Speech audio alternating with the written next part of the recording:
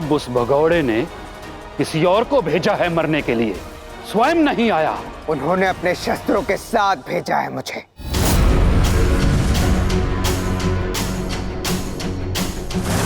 मेरे समक्ष कोई भी अस्त्र, कोई शस्त्र का उपयोग नहीं हो सकता। मूर्ख, तू मेरे ही नगर में आकर मुझे चुनौती दे रहा है। तुझे मैं बंदी नहीं बनाऊंगा, वध करूंगा, और तब तो कृष्ण को आना ही पड़ेगा।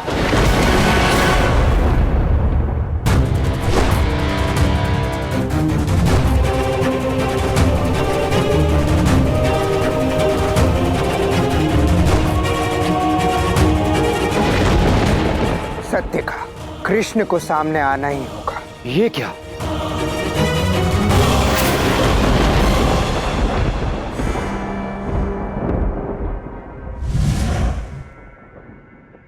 मैं भी तुम्हारी भांति कृष्ण का विरोधी हूं बाणासुर।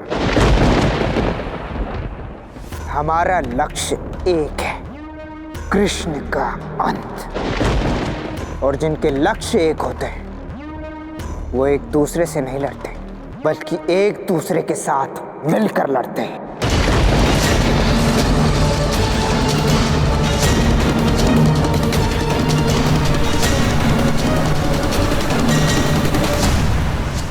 कृष्ण, ये क्या हो रहा है? महादेव का मंदिर डूब रहा है, जाके रक्षा करो उनकी। नहीं कर सकता राधा, आज सामने मुझे ही हरा दिया है और मैं कुछ नहीं कर सकता। ऐसे ही सारे भगवान द्वारका को छोड़ देंगे और कदाचित यही द्वारका का प्रारब्ध है।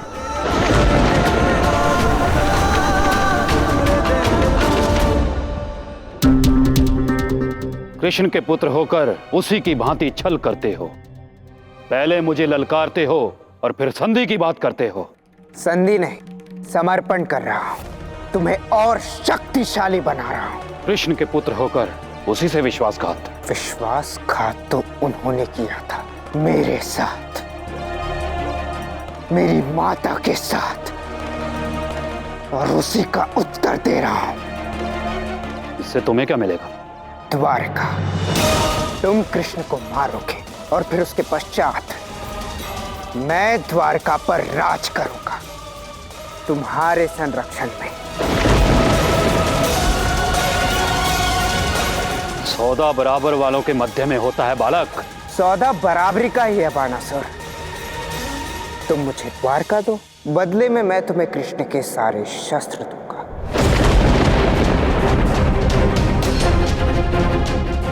ठीक है, निश्चित रहा। तुम मुझे कृष्ण के शस्त्र दो, द्वारका तुम्हारा हुआ।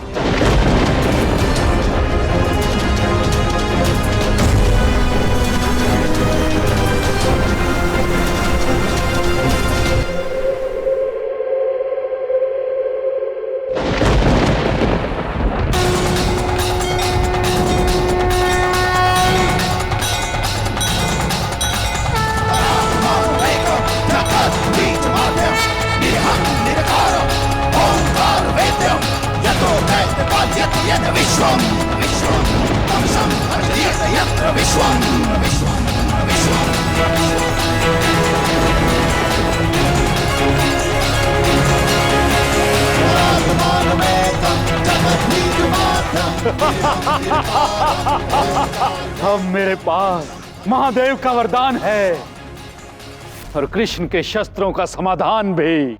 अब भला मुझसे शक्तिशाली कौन हो सकता है?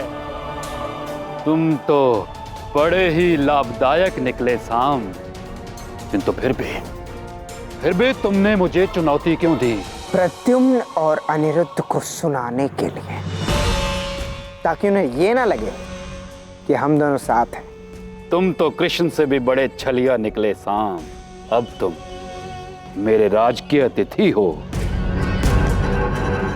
और ये अतिथि बंदी गृह में रहेगा प्रद्युम्न और अनिरुद्ध के साथ, ताकि उन्हें ये लगे कि मैंने उन्हें बचाने का पूर्ण प्रयास किया। परंतु हाँ, स्मरण रहे, हम दोनों के बीच के सौदे की बात किसी और को पता नहीं चलनी चाहिए। ठीक है सैनिकों, मेरे सहयोगी को कारावास में ले जाओ।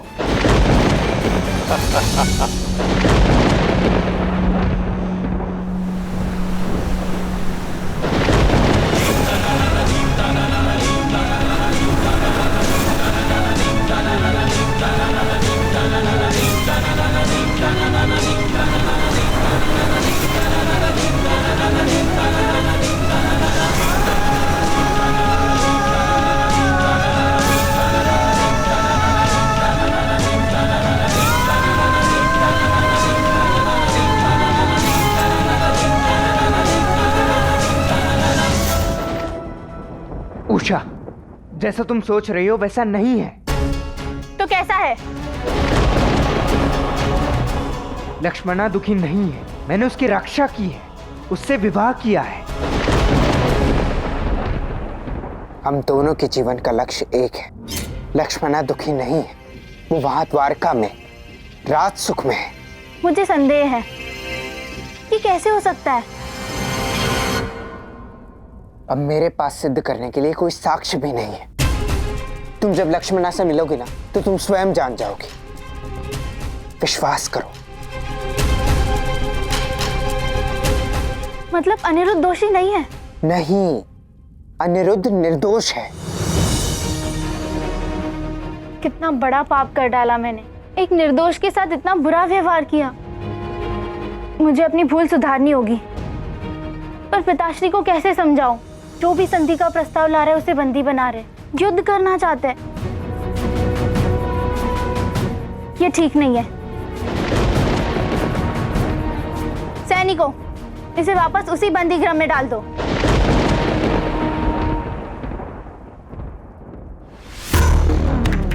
तुम्हारे पिता और मैं बिल्कुल ठीक कह रहे हैं उषा।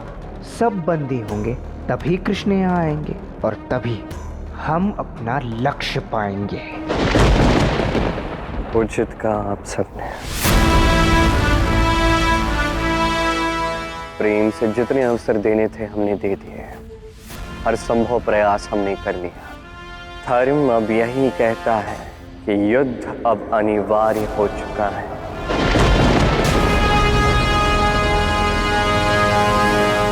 मुझे पुनः एक बार रणभूमि में उतरना होगा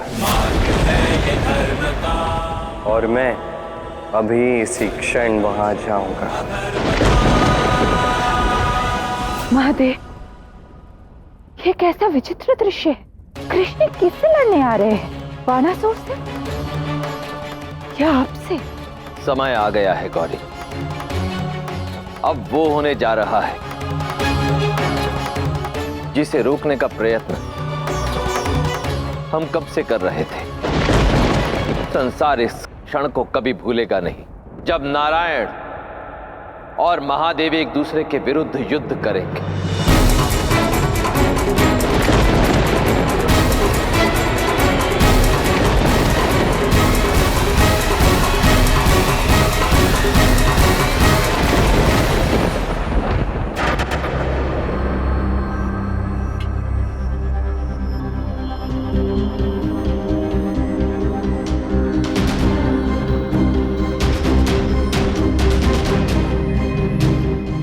क्यों आई हो तुम यहाँ?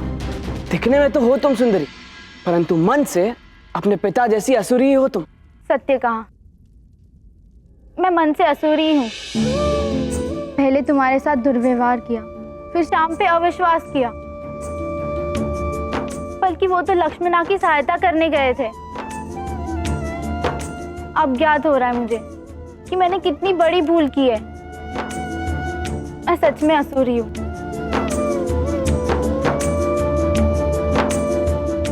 तो अपने आप को दोषी मत ठहराओ, कुछ समझने में भूल हो गई होगी। परंतु प्रश्न यह है कि भूल हुई कैसे? किसी ने जानबूझ के तो नहीं करवाया।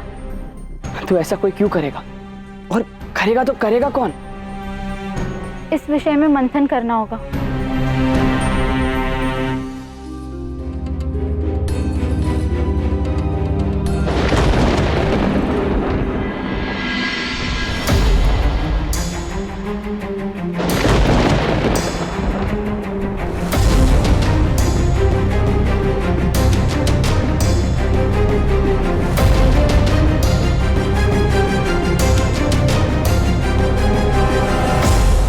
इतना बड़ा संग्राम है कान्हा, तुम्हें क्या लगा मैं तुम्हें अकेले जाने दूंगा? बिल्कुल नहीं, मैं और उल्मुख भी साथ आएंगे।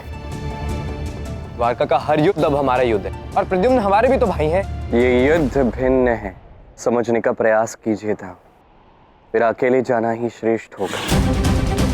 और निषाद, उल्मुख, तुम्हें अभी युद्ध का अनुभव नहीं है, तुम्हें ज्ञात नहीं है ये युद्ध किस सीमा तक जा सकता है। हमने वर्षों तक आचार्य सांदीपनि से प्रशिक्षण लिया है, और वो प्रशिक्षण ही किस काम का यदि वो अपनों के बचाव के काम ना आ सके। हाँ कान्हा, ये युद्ध केवल तुम्हारा नहीं, अभी तो संपूर्ण द्वारका का है, इसीलिए इसे लड़ेगा भी संपूर्ण द्वारका मिलकर ही।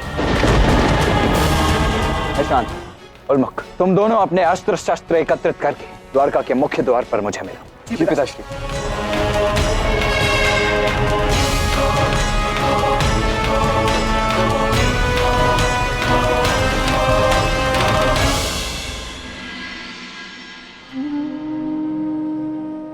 आप कुछ भी करके मेरे पुत्र साम की रक्षा कीजिए। अगर उसे कुछ हो गया तो मैं जी नहीं पाऊंगी। तुम निश्चिंत रहो जाम्बवती, साम मेरा भी पुत्र है और सभी मेरे लिए समान है। अनिरुद्ध, प्रद्युम्न, साम सभी मेरे अपने हैं।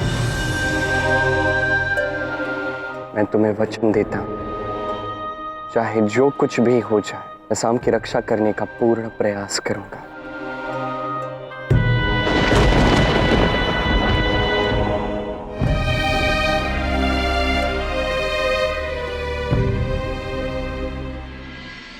साम, अनिरुद्ध ने मुझे अनेक बार कहा कि वो निर्दोष है। मैंने माना नहीं, परंतु तुम्हें तो पता था ना कि मैंने अनिरुद्ध को बंदी बना के रखा है। फिर तुमने मुझे संदेश क्यों नहीं भेजा?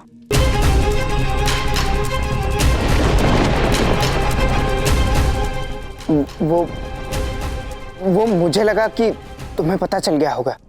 तुम्हारे पिता बाणासुर ने अनिरुद्ध को श्री कृष्ण के विरुद्ध युद्ध के लिए अपने पास रखा है और तुम्हारे पिता पर कोई वश नहीं चलता, ये मैं जानता हूँ। पर मुझे कैसे पता चलता? कहीं तुमने जानबूझ के तो सत्य नहीं छुपाया, या फिर तुम्हारा कोई स्वार्थ था इसमें? ये कैसी बातें कर रहे हो तुम उषा? अनिरुद्ध मुझे अपने प्राणों से भी अधिक प्रिय है। ये मेरी भूल हो गई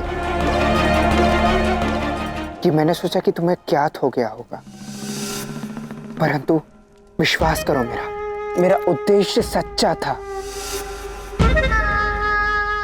मैं समझती हूँ, परंतु ये पूरा घटनाक्रम इतना भ्रामक है कि ऐसा लग रहा है कोई कुछ बड़ा खेल खेल रहा है, और इस सब में मेरे पिता के प्राण भी संकट में। नहीं, ऐसा कुछ नहीं होगा। बस नियति ही हमारा साथ नहीं दे रही है।